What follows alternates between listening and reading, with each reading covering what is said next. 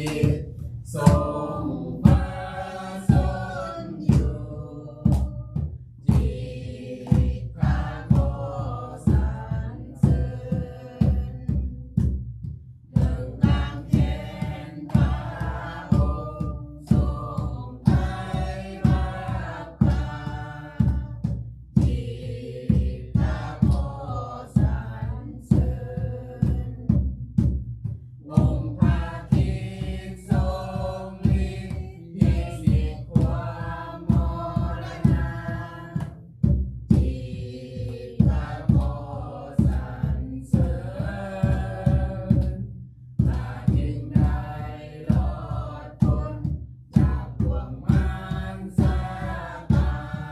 นจิตพระโคสรรเสริญข้าผู้แด่พระคิดทรงประสนอยู่จิตพระโคสรรเสริญดังกางแขนพระองค์ทรงไถ่รับกาจิตพระโคสรรเสริญวงพระคิดทรงฤทธิ์พิสิทธิ์ความมรณะจิตพระโคสรรเสริญข้าจึงได้รอดพ้นจากบ่วงมารซาตานจิตพระโคสรรเสริญจิตพระโคสรรเสริญ สันเสริญสามเพื่อนนี้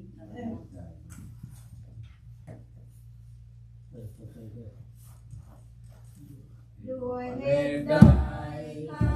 มาอยู่ในฝ่ายโลกนี้ถึงว่ามีเสียงเอื้อนเอาของพระเยซูเหตุฉันใดท่านบ่ยอมรับความเอ็นดูพระองค์ผู้คอยติดตามคนที่หลงหายเสริญรีบมา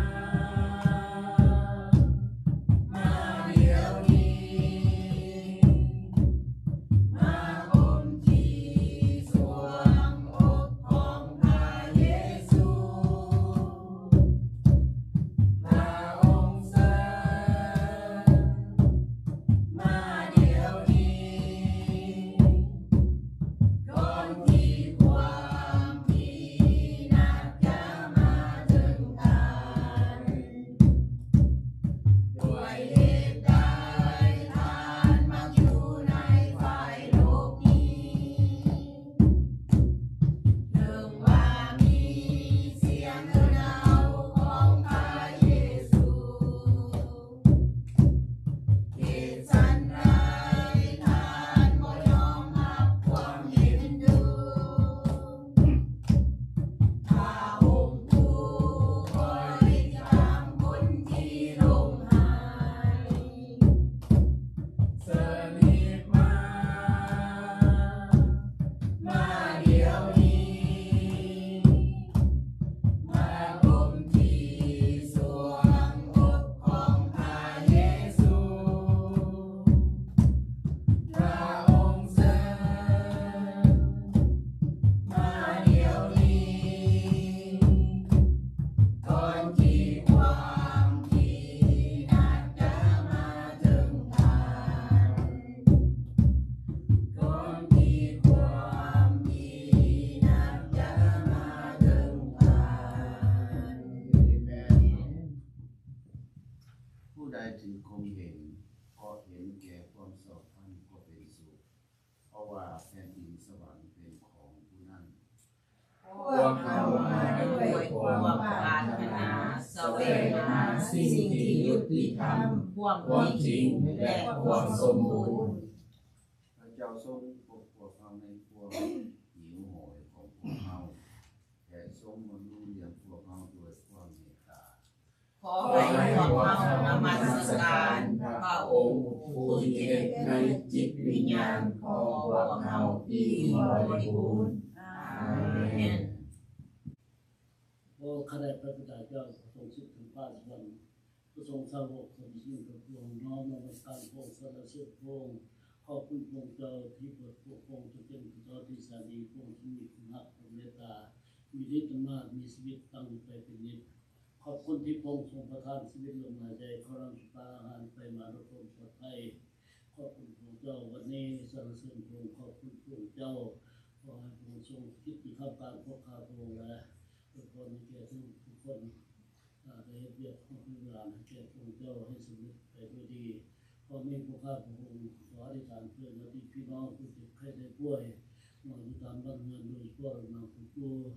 และพี่น้องผู้วงและก็อาดัมที่เจ็บไข้ได้ป่วยอยู่ตามห้องนอนนั้นก็พระองค์ทรง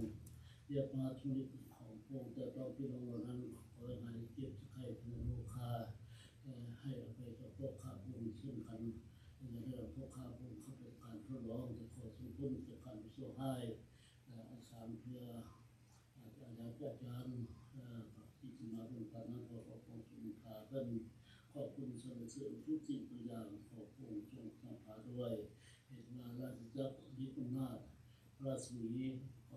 พระองค์สืบไปผลิตอธิษฐานเอาไว้ทุกขอด้วยพันธนามพระเยซูคริสต์เจ้าอาเมน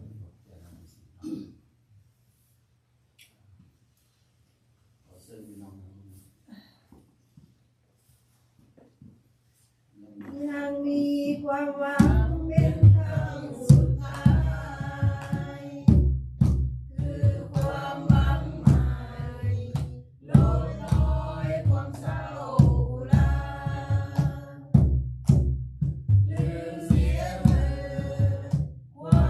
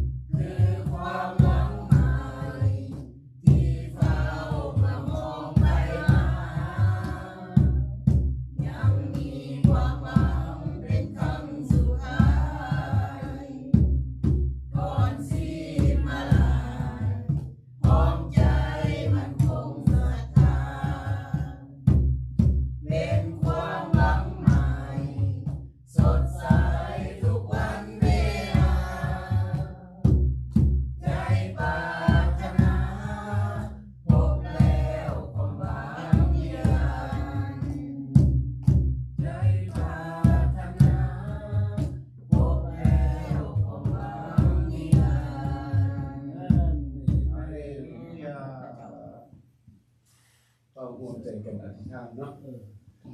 สาธุการแด่พระราชบิดาเจ้าขอบพระคุณพระองค์สำหรับเช้าวันนี้ที่พระองค์ได้ให้พวกลูกๆยังมีชีวิตตื่นอีกมื้อหนึงขอบพระคุณพระองค์สำหรับความรักความเมตตาพระองค์ที่มีแก่พวกเราทุกคนขอบพระคุณพระองค์ที่พระองค์ได้ให้โอกาสเวลาสถานที่ให้พวกเราได้มาเตาห่มกันเพื่อเข้าเฝ้าพระองค์เพื่อสรรเสริญพระองค์ทุกสิ่งที่พวกเรากระทำในเช้านี้ก็ขอให้เป็นที่ถวายเกียรติเทิดทูนแด่พระองค์เพียงพระองค์เดียวเถิดพวกเราขออธิษฐานเพื่อญาติพี่น้องผู้ที่เจ็บไข้ได้ป่วยในบ้านเรือนหรือในห้องหมดห้องนอกก็ขอพระองค์ทรงเมตตากรุณาปิ่นปัวข้าเจ้าเหล่านั้นให้หายดีโดยฤทธิ์อำนาจของพระองค์เถิดผู้ที่พวกเราบ่ได้ชื่อนามกับพระองค์ทรงทราบพระองค์ทรงเมตตาปิ่นปัวเป็นโดยเถิดและขออธิษฐานเพื่อผู้ปกครองที่ในประเทศนี้ผู้นำในประเทศนี้ก็ขอพระองค์ทรงเฮ็ดให้จิตใจของเพิ่นให้เฮ็ดทุกอย่างที่ตามน้องนำพระทัยของพระองค์แล้วก็อธิษฐานเพื่อประเทศอเมริกานี้ด้วยทุกสิ่งอย่างก็ขอให้เป็นไปการทรงนำของพระองค์ขออธิษฐานเพื่อทุกประเทศในทั่วโลกก็ขอให้พระเจ้าเฮ็ดทุกอย่างตามน้ำพระทัยของพระองค์โดยเถิดเราจะได้รู้จักความรักของพระองค์เพื่อพระเจ้าจะได้รู้จักความรักของพระองค์ทั่วทั้งโลกเราจึงขอมอบทุกสิ่งนี้กับพระองค์ในพระนามขององค์พระมหานิสุทธิเจ้าต่อไปนี้พวกเราก็จะได้อธิษฐานคำอธิษฐานที่พระเยซูได้สอนอัครสาวกของพระองค์ได้กล่าวว่าข้าแต่พระบิดาของข้าพระองค์ทั้งหลายผู้ทรงสถิตในสวรรค์ขอให้พระนามของพระองค์เป็นที่เคารพบูชาขอให้ราชอาณาจักรของพระองค์มาตั้งอยู่ขอให้เป็นไปตามน้ำพระทัยของพระองค์ในสวรรค์เป็นอย่างไรก็ขอให้เป็นอย่างนั้นที่ในโลกขอทรงโปรดประทานอาหารประจำวันให้แก่ข้าพระองค์ทั้งหลายในกาลวันนี้ขอทรงโปรดยกโทษให้แก่ข้าพระองค์เหมือนข้าพระองค์ได้ยกโทษให้แก่ผู้ที่ผิดต่อข้าพระองค์นั้น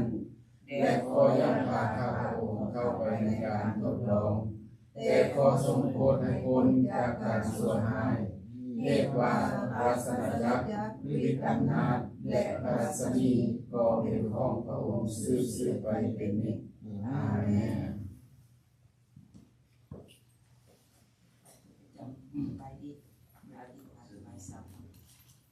สรุปการพระบิดาเจ้าข้าขอบคุณพระองค์เจ้าสำหรับชีวิตในลมหายใจของพวกลูกและเขามานมัสการพระองค์เจ้าในวันนี้พวกลูกมานมัสการพระองค์เจ้าโดยสุดจิตสุดใจสุดกำลังความคิดพระองค์ในประทานทุกอย่างในผู้โลกดูยิ่งเพื่อนบ้านมีทรัพย์สินเงินทองในประทานให้พวกลูกจะมาถวายเพื่อรับใช้เวียกงานของพระองค์เจ้าพอเวียกงานของพระองค์เจ้านั้นเพื่อต่อขอคนเลยต่อพันต่อผู้มีถวายหรือผู้มีถวายขอพระองค์เจ้ามีตาให้เจ้ามีถวายเพื่อเอาพระพรจากของเจ้าให้มันวันวันทรัพย์เรานี้ไปรับใช้เวียกงานของของเจ้าทั่วมุมโลกเป็นอ่อนวันอธิษฐานในนามพระมหานิสุทธิเจ้าอาเมน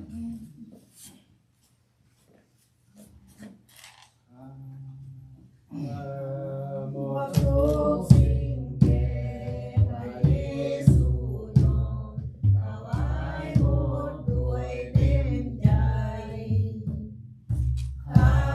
จะรักและเบิ่งพระเยซูต่อพระพักตร์ของข้าผู้ไทยมองทุกสิ่งทุกอย่างมองทุกสิ่งทุกอย่างมองถวายหมดแก่พระเยซูผู้บ่สำราญให้ฟ้ากับโลกยอมยอพระเจ้าขอพรทั้งหลายอันทรงประทานสรรเสริญพระบิดาของเรายกย่อพระบุตรและพระวิญญาณพระเจ้าองค์บริสุทธิ์พวกข้าน้อยนำของถวายเหล่านี้มาด้วยหัวใจที่ เกี่ยมพร้อมสันลาลามโดยพระคุณดึงดูดโดยความหักและปรารถนาที่จะเห็นพระองค์ชัดเจนขึ้นขอทรงอวยพรกับสิ่งที่พวกข้าน้อยนำมาถวายและขอทรงอวยพรวิธีที่พวกข้าน้อยดำรงชีวิตด้วยความจริงใจความเรียบง่ายและความสุขอาเมนบรรดามนุษย์ทุกคนทุกทีเข้าเฝ้าพระองค์ยกเสียงยินดียำเกรงนับถือพระเจ้าลูกฟ้ายกย่อพระเจ้าพระยาโฮวาอาเมนแสงสว่างดวงดาวบนฟ้าส่องแสงดวงตาผ่านสายลมมาบ้านเราเป็นแสงอำแลงพาคิดสัญญาหักเฮาหากดาวลมมายกเย้ากระซิบบอกเรานั้นคือข่าวดี หากแสงที่พี่บ่มีจันทราส่องแสงลงมาผ่านสายลมลอยบางเบาความทุกข์กระหน่ำตอกย้ำซ้ำเติมกับเฮาบ่มีพระเยซูเจ้าชีวิตของเฮาบ่มีหนทางแต่ทรงอวยใส่ให้เฮาได้มีความสุขโปรดเฮาออกจากความทุกข์จากบาปที่เคยทำมาย้อนตึงกางเขนทนทุกข์จนโมลานา3 วันส่งคืนกลับมาพระคุณเมตตาบ่มีวันลืมพระองค์ทรงให้โอกาสแก่เฮาเป็นเสียงแว่วเบาเปรียบเหมือนดวงดาวราตรีนำแสงนำแห่งพระคิดและนำข่าวดีแก่คนอยู่ในโลกนี้ได้หาข่าวดีสื่อสารให้พระองค์พระองค์อวยใส่ให้เฮาได้มีความสุขโปรดเฮาออกจากความทุกข์จากบาปที่เคยทำมาย้อนตึงกางเขนทนทุกข์จนโมลานา3 วันส่งคืนกลับมาพระคุณเมตตาบ่มีวันลืมแต่ทรงอวยใส่ให้เฮาได้มีความสุขโปรดเฮาออกจากความทุกข์จากบาปที่เคยทำมา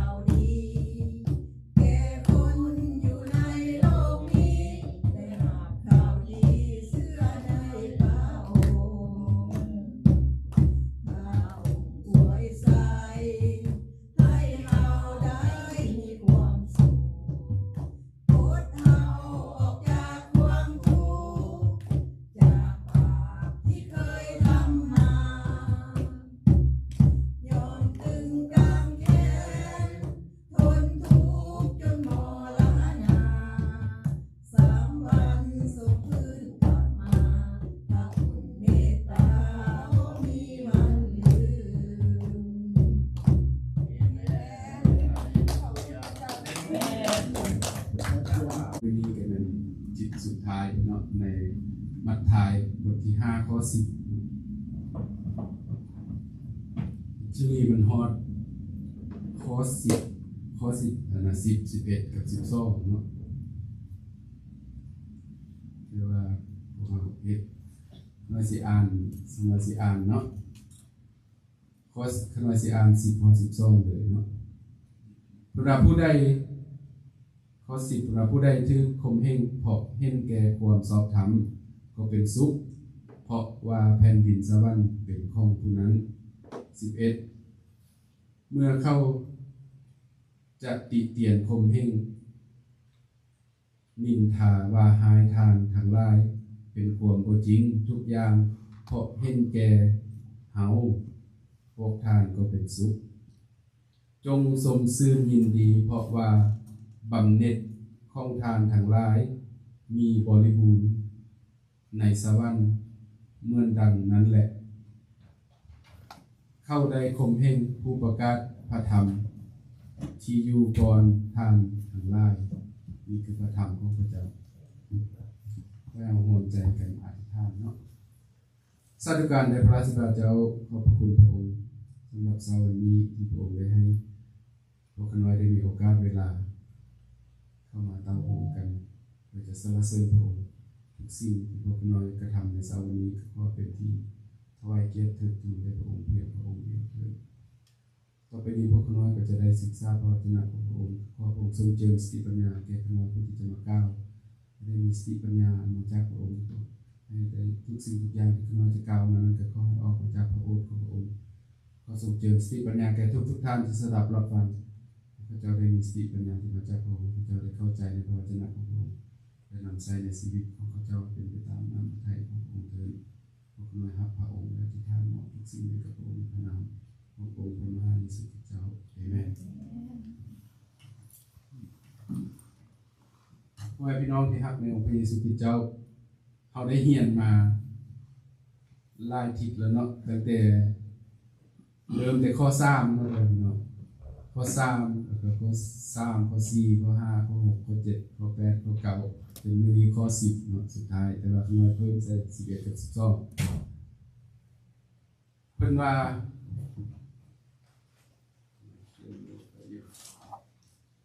ข้อที่3เนาะทบทวนคือในหนึ่งเนาะทบทวนคือในหนึ่งข้อที่3ที่พวกเขาได้เรียนมาก็คือว่าเนาะคือว่าเพิ่นกล่าวว่าจังซี่เนาะผู้ใดที่ยากจนฝ่ายจิตวิญญาณก็เป็นสุขเนาะยากจนฝ่ายจิตวิญญาณเพราะว่า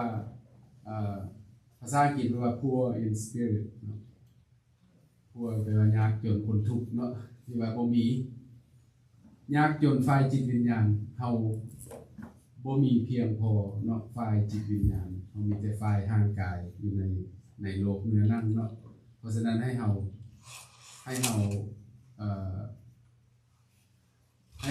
มีความต้องการพระเจ้าเนาะต้องการจิตวิญญาณฝ่ายจิตวิญญาณต้องการอาหารฝ่ายจิตวิญญาณจากองค์พระผู้เป็นเจ้าเนาะแล้วก็ข้อที่4สำหรับผู้ใดโศกเศร้าก็เป็นสุขเนาะเพราะว่าโศกเศร้ากับสิ่งที่เป็นสิ่งที่บ่ดีเนาะsinfulเรียกว่าเป็นสิ่งที่มีความบาปเนาะสิ่งที่มีความบาปอยู่ในโลกนี้เอาโศกเศร้ากับตัวนั้นเนาะโศกเศร้ากับเขาเองแล้วก็โศกเศร้ากับคนที่บ่รู้จักให้ซอยพระเจ้าซอยเฮาเองตัวที่3ก็แม่นตัวที่3มันแม่นข้อ5เนาะข้อ5เพิ่นว่าผู้ใดมีใจอ่อนหวานก็เป็นสุขเพราะว่าผู้นั้นจะได้รับแผ่นดินโลกเป็นมรดกอันนี้เป็นใจอ่อนหวานให้เฮามีใจอ่อนหวานนอบน้อมถ่อมตัวต่อคนอื่นเนาะซอยเหลือคนอื่นต่อไปแม่นตัวข้อที่6เนาะผู้ใดอึดหิ้วความชอบธรรมก็เป็นสุขให้เฮาหิ้วกระหายให้เฮา hunger and thirst for righteousness เนาะภา ภาษาอังกฤษภาษาลาวก็หิวก็ให้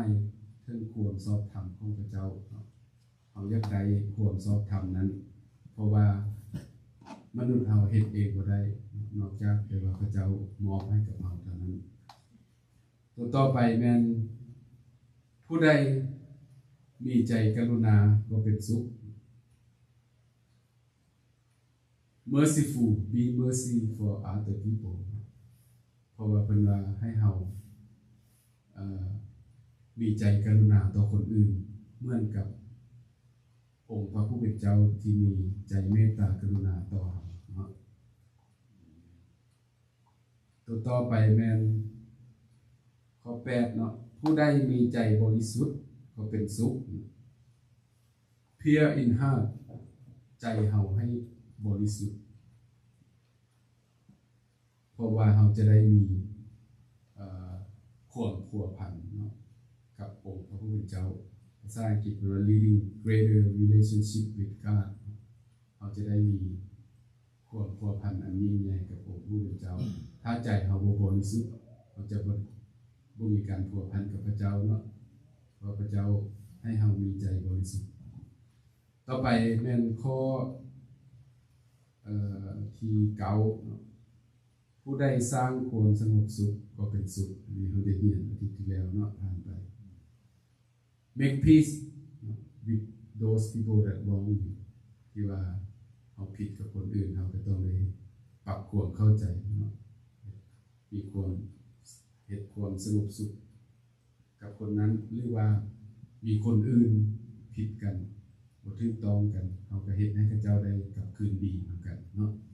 เพื่อว่าเราจะได้กลับคืนดีกับองค์พระผู้เป็นเจ้าเนาะวันนี้มื้อนี้มันข้อสุดท้ายเนาะข้อที่10เป็นว่าผู้ใดถูกข่มเหงเพราะเห็นแก่ความชอบธรรมก็เป็นสุขวันนี้เราจะเว้าถึงผู้ใดถูกข่มเหงเพราะเห็นแก่ความชอบธรรมก็เป็นสุขเพราะว่าเพราะว่าแผ่นดินสวรรค์เป็นของผู้นั้นบ่แม่นว่าเฮาถูกข่มเหงเพราะว่าเฮาเป็นคนดีว่าเนาะบ่แม่นว่าเฮาเฮ็ดความดีนั้นแล้วถูกข่มเหงตัวนั้นบ่ผ่านเนาะพี่น้องให้เฮาถูกข่มเหงเพราะว่าเห็นแก่องค์พระเยซูคริสต์เพราะว่าเห็นแก่พระเจ้าเวียกงานของพระเจ้าว่าซั่นเนาะว่าซั่นซะในการเฮ็ดเวียกงานของพระเจ้าและชื่อคมเฮงเราจะได้รับพระพรจากองค์พระผู้เป็นเจ้าพระเจ้าจะอวยพระพรแก่เราเนาะว่าเรื่องการชื่อคมเฮงมันมีมาแต่ดนแล้วเนาะก่อนที่พระเยซูจะเสด็จมาบังเกิดในโลกนี้ก็มีการคมเฮงอยู่แล้วเนาะและหลังจากพระเยซูมาพระเยซูกลับคืนไปคือคมเฮงเพราะว่าพวกคริสเตียนคือคมเฮงจากพวกโรมันเนาะพวกชาวโรมันเขาเจ้าบ่มักคริสเตียนเพราะว่าคริสเตียนบ่ฟังความพระเจ้าเขาเจ้าบ่ให้นับถือพระเทียมพระเจ้าคริสเตียนก็บ่นับถือเพราะคริสเตียนนับถือแต่พระเจ้าองค์เดียวพระเจ้าก็กดขี่คมเฮงฆ่าคริสเตียนเนาะจนมาฮอดทุกวันนี้ก็มีเนาะมีมาตลอดทุกวันนี้ก็มีเนาะน้อยก็เห็นอยู่ใ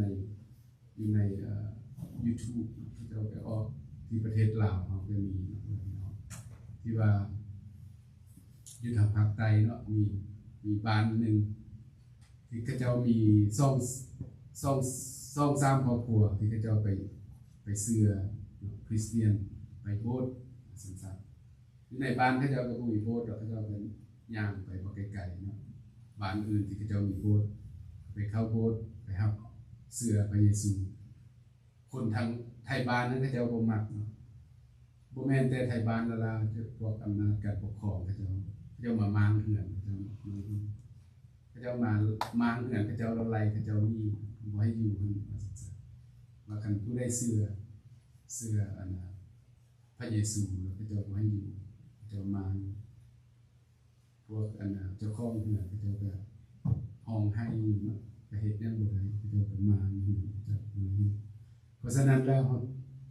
เอานั่นแหละเขาเจ้าที่ข่มเหงเพราะเห็นแก่องค์พระเยซูคริสต์เนาะเห็นแก่องค์พระผู้เป็นเจ้าเห็นแก่เวียกงานขององค์พระผู้เป็นเจ้าเขาเจ้าเข้าไปเสื่อนะเพื่อเขาเจ้าก็จะได้ประกาศต่อไปเพื่อเขาเจ้าจะได้รับความพ้นแล้วเขาเจ้าก็จะส่งต่อเนาะส่งความพ้นนั้นต่อคนอื่นๆอีกต่อไปเพราะฉะนั้นเขาเจ้าจึงถือข่มเหงเขาเจ้าจะได้รับพระพรจากพระเจ้าเนาะจะได้รับ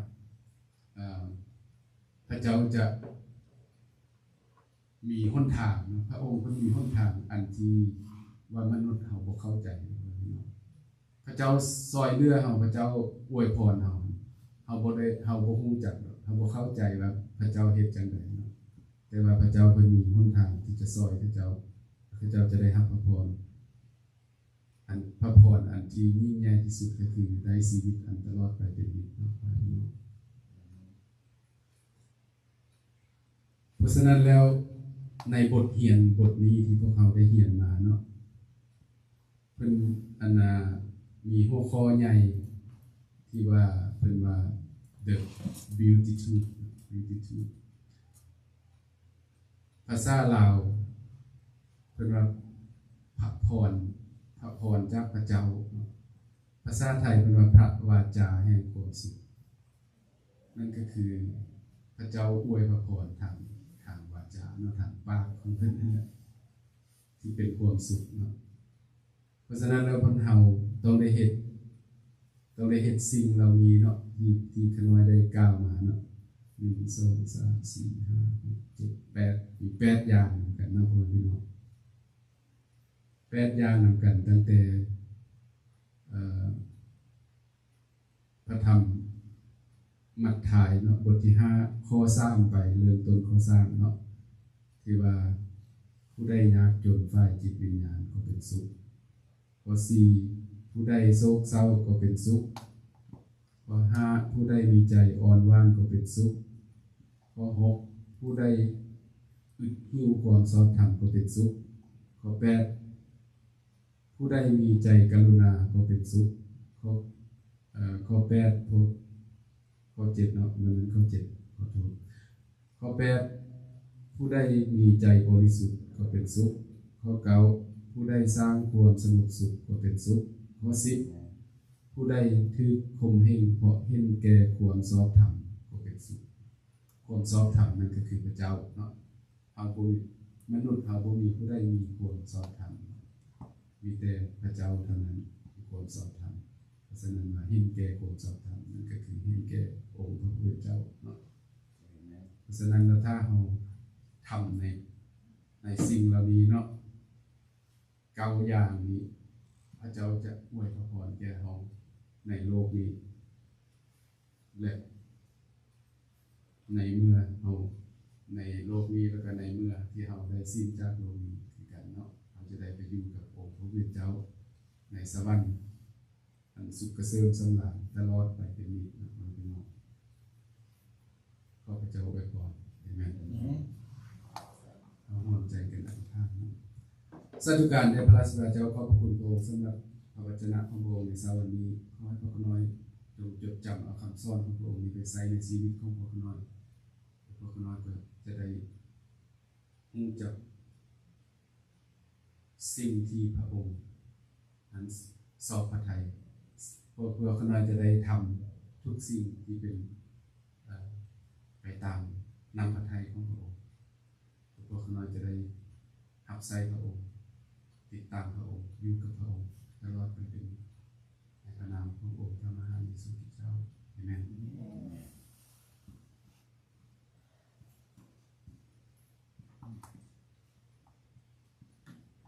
ไปเป็นสิ้น5 สนิทเนาะ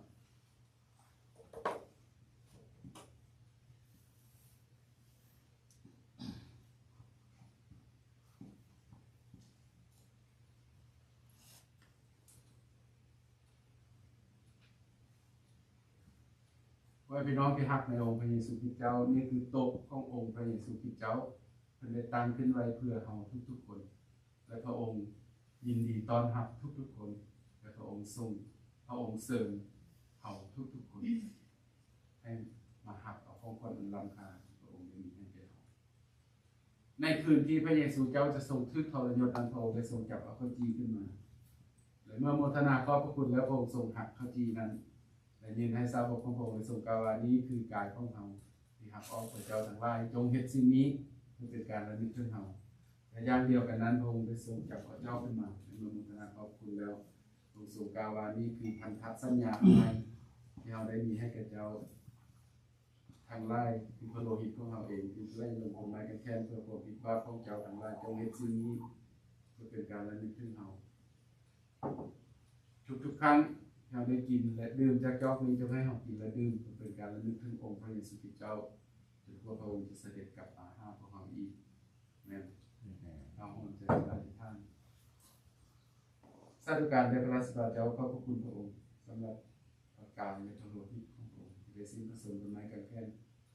เพื่อความผิดบาปของลูกๆทั้งหลายขอบพระคุณพระองค์สำหรับความรักความเมตตาของพระองค์ที่มีแก่พวกเราทุกในพระนามขององค์พระมหานิสิตเจ้าเถิด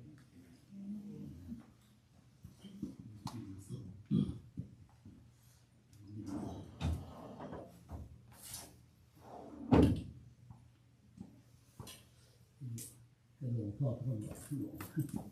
หลวงพ่อถามก่อน ขอเสริมหน่อยพี่น้อง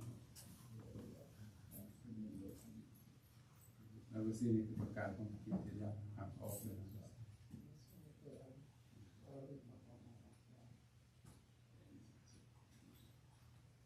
อันนี้สิ่งนี้คือประการของกิจหักออกเลยสิ่งนี้คือประการของกิจหักออกเลย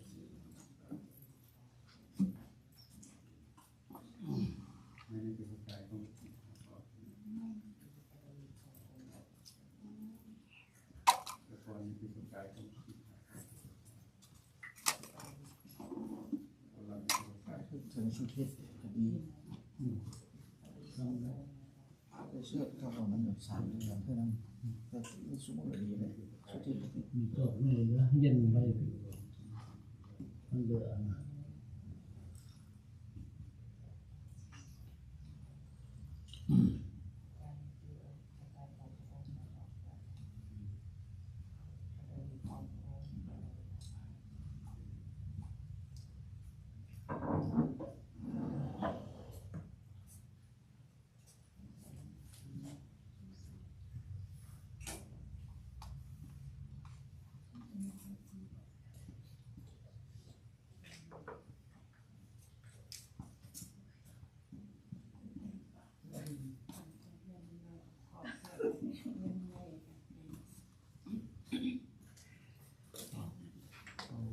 เอาดีไปทำที่ไหนจะต้องถือว่าทำไมกินผู้เดียว ช่วยกันซอกถุงมาใส่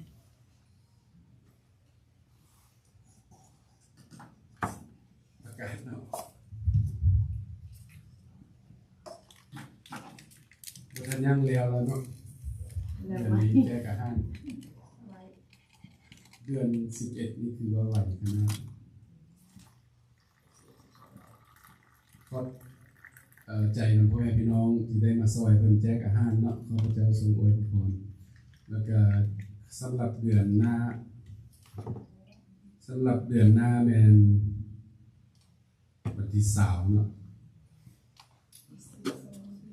Desember เป็นวันที่20ที่3ถ้าพ่อแม่พี่น้องผู้ใดอยากซอยเพิ่นก็ขอเชิญพ่อแม่พี่น้องมาซอยเพิ่นเพราะว่าเพิ่นก็มีแต่คนเฒ่าส่วนหลายเนาะก็เรียนพระคัมภีร์พวกเราก็คือเก่าเนาะเรียนพระคัมภีร์กับซ้อมเพลงพวกเราก็วันพฤหัสเวลา 6:00 นอยู่ที่ห้องนี้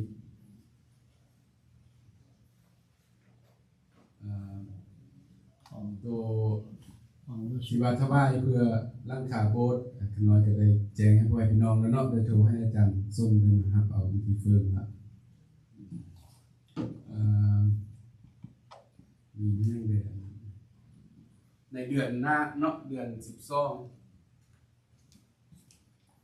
เพิ่นก็มีอันนี้ออกมาเนาะ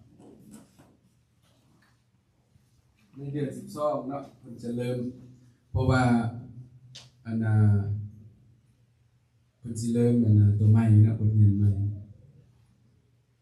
พิ่นมีอันนี้เรียกว่า to do with fear เนาะ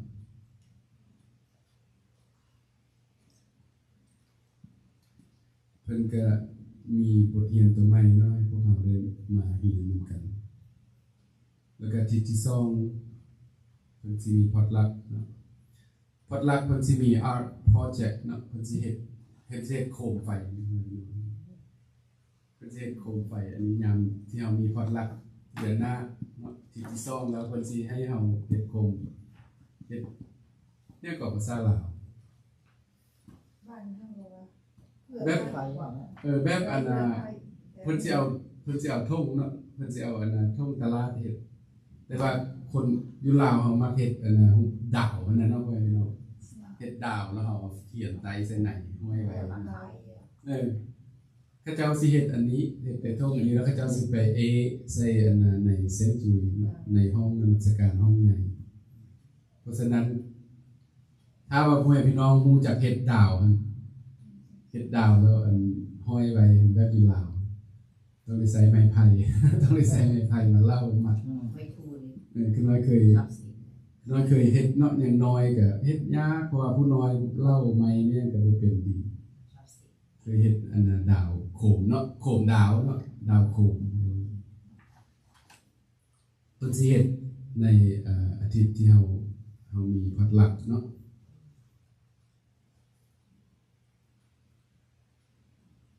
แล้วก็เพิ่นสิเฮ็ดอันน่ะ blessing box เนาะเพิ่นสิเฮ็ดบอกเฮ็ดธงให้กับคนให้ของคนเพิ่นสิให้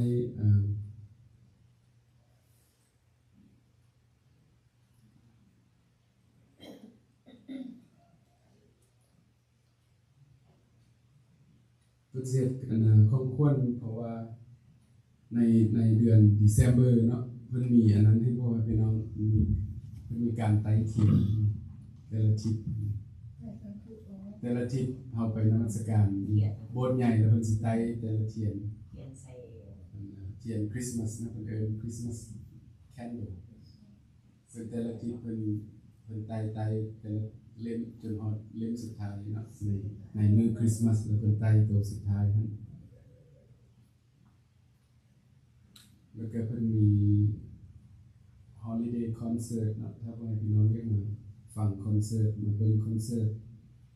มันก็มีไล่มื้อเนาะ December ในเดือน12วันที่5ที่6เป็นที่7เนาะ3มื้อ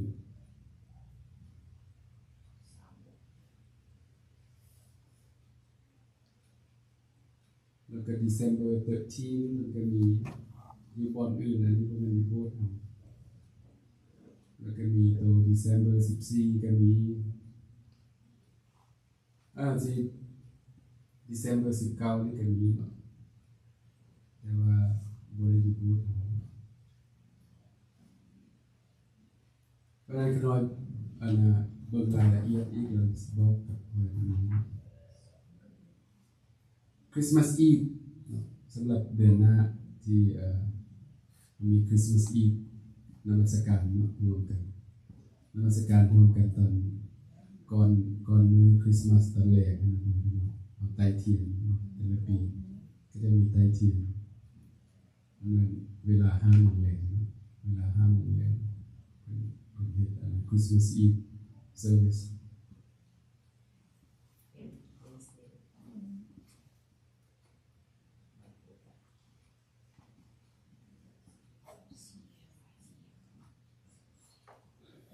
ว่าก็สิไปห่วงเพิ่นเนาะ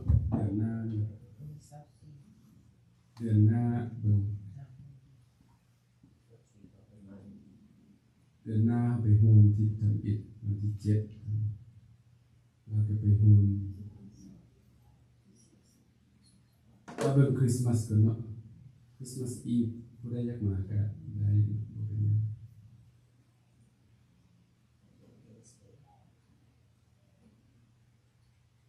บางเทื่อเฮาอาจจะไปห่วงเพิ่นที่สุดท้ายนั่นเนาะวันที่28เบิ่งก่อนเพิ่นเฮ็ดเรียน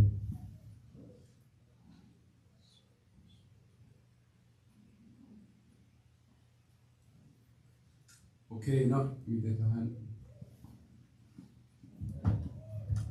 าศ Oh, donation toy ถอยสุดถอยเขาเจ้าบ่มี donation unwrap toy ให้อันเฟิร์ม เดี๋ยวเขาเจ้าบ่ได้ประกาศ December 7 นี่ว่ะ เพิ่นเอาเยี่ยมมาเต็ม โอ้ยมันอยู่ตัวนั้นเนาะโอเค เพราะว่ามัน donate December เดี๋ยวเขาเจ้าเฮ็ดอันนั้นทุกปีเนาะถ้าเฮา พวกผู้หญิง ถ้าเรามีอันนะพวกอันนะวูแมนเนาะประเทศถ้าเรามีของควรเนาะที่ว่าตัวใหม่เนาะบ่ให้เอาตัวเก่าตัวใหม่ที่บ่ให้ห่ออีกเขาจะเอามาเขาเจ้าก็จะเอาไปซอยอยู่ห้องการเฟิร์มเนาะห้องการเฟิร์มเขาเจ้าก็ตัวที่ว่าคนมาลงทะเบียนเนาะประมาณที่ขน้อยมีประสุมพระเจ้าที่แล้วที่ผ่านไปนี่ประมาณ500เนาะ500ปลายละ500ปลายคนละเด็กน้อยมา register สำหรับสิเอาถวายคริสต์มาสเนาะจากห้องการเฟิร์มจดซื้อก็จะไปจดซื้อแล้วประมาณ500ปลายคนเนาะเราก็อย่าลืมเนาะพี่น้องไปร่วมเด้ออันน่ะวันศุกร์ที่จะมานี่อยู่ห้องการเฟิร์มตอนจะโมงเนาะ 3 โมง 3 โมง 5 โมงเพราะว่ามันค่ำไปแล้วก็จะไปเรียกเหตุตอนวันศุกร์3 โมงเด้อไปกิน Thanksgiving ไปกินข้าว Thanksgiving อยู่เฟิร์ม สิไปเพิ่มปูใกล้เองมันสูงเลย บ่เขียนชื่อพวกเจ้าให้หมดเลยเด้อไป ทั้งคนที่เฮ็ดอาหารไปต้องได้ไปลงเรจิสเตอร์ก่อนบอกคุณหมอ สิไปแข่งมา ที่เอา สิแข่งบ่ แค่ สิแข่งแล้วสิเขียนลงใส่ให้เพราะว่าเขาเจ้าสิปิดแล้ว ค่อย คนหลังก็สิเฮ็ดโอเคพอจะเป็นหลังเนาะ จะโฮมเพิ่มบอกโฮม ลิ้นปวดจะซื้อ ไอ้โตบัดเขียน ปวดแล้วเพิ่นซื้อ โอเคเนาะ จันบุญจันเลย มันมีประกาศ ต้นโบสวรรค์ วันที่อันเจ้าอันสันติเมืองไทยโลกจอมเพิ่มมันที่อะไรที่สามารถผ่าเดือน12ที่ เป็นชีมาเอาดิ โอ้หินอัน หน่ น่ะ วยเพิ่มเนาะ หินอันน่ะเนี่ยก็สิมันอยู่อันน่ะบทปัดเลย โอ้ ได้เพิ่นไป มีบนด้วยเนาะต้อง โอ้ยาแม่ครับ พระเจ้ายังมีบนใส่ ไปจองแล้ว ซาเดย์เลยเนาะ ถูกเนี่ยลำบาก ด้วยวันที่6 แม่บ่ล่ะในส้นอยู่ อ้าวคือบ่มีโอ้ยามีอยู่วันที่6นั่นแหละ Christian Women Ministry 8 โมงครึ่ง1 โมงครึ่ง ต้มแล้วมันออกแล้วต้ม ต้องได้คลีนอัพไว้แล้วจะมีคนอื่นมาต่ออีก2 โมงส่วน8 โมงครึ่ง1 โมงครึ่งแล้ว2 โมงให้มันคนโมง 12 โมงครึ่งเราต้องแล้ว 2 โมงให้คนโมงให้เจ้าจองไว้2 โมงถึง10 โมง เขาเลือกในเสาร์11 เยี่ยมเอวันคือเก่าเอา โอ้ ไปเยี่ยม แบบ กัน พวกผู้หญิงให้เนาะ แบบปลอดรับ ผู้หญิงแลกเปลี่ยนของคนให้ เลิกการมากกว่ากับมาเลยเลิกการ เลย วันศุกร์ หรือไปแล้วเขาเจ้าเฮ็ดจบเอาจบสลากผู้ใดถือผู้ใด บ่าย2-3 โมงครึ่ง ก็ที่ถามมันปีกายนี่เป็นเอาเงินรวมเห็ดของรวมเบิดเลยปีกายก็เห็ดอยู่เมนูไหนอีกเด้เป็นวิซ่องยังหายไปได้จกสลัดถือจะไปน้ำกันแบบนี้เขาติดแบบนี้แบบนั้นเลยบอกจะถือของขวัญไปแลกกัน พิเศษลาที่บ่ได้แม่นหมดทุกคนได้ พิเศษ มันจะบอกไปจะบอกอะไร บ่ตัวอันปีกาย ปีกายนี่ถือซื้ออะไรก็ได้ คือแบบ จะพิเศษลาเนาะเขาเจ้าบ่มีลายมีแต่น้อยนึง ผู้ใดสิทธิ์ก็มีผู้ใดเงินก็มี ผู้ใดจะโชคดีเขาจะอวยพรมาได้ เขียนสื่อแค่จบคือผู้ใด เขาสิให้หลานบ่มี